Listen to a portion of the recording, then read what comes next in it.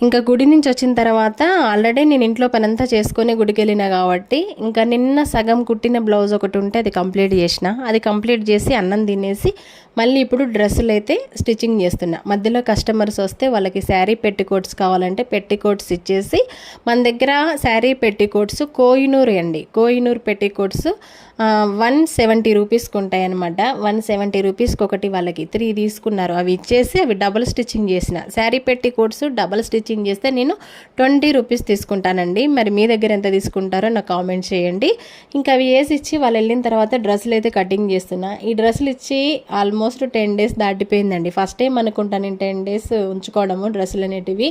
ఎప్పుడైనా వీళ్ళకి తొందరగానే కుట్టిస్తా. ఇంక ఈ రోజు అయితే డ్రెస్సులు కట్ చేసి కుట్టాలన్నమాట. నా పాటలు చూడండి ఎన్ని తిప్పలు ఉన్నాయో. ఒక టేబుల్ ఉంటే కనుక ఫటాఫట్ కట్ చేసుకోవచ్చు అనిపిస్తుంది. కాకపోతే ఇంట్లో ఇరుకుంటుంది కాబట్టి టేబుల్ అయితే తెచ్చుకోలేను. ఇంకా ఉన్న దాంట్లోనే అడ్జస్ట్ చేసుకోవాలన్నమాట. ఇంకా మొత్తానికైతే 3 డ్రెస్సులు ఉన్నాయి. ఇప్పుడు కటింగ్ చేసి ఈవినింగ్ వరకు అయితే ఇవి చిన్నగా కుట్టాలన్నమాట. ఇది ఇంక ఈరోజు వ్లాగ్ వీడియో నచ్చితే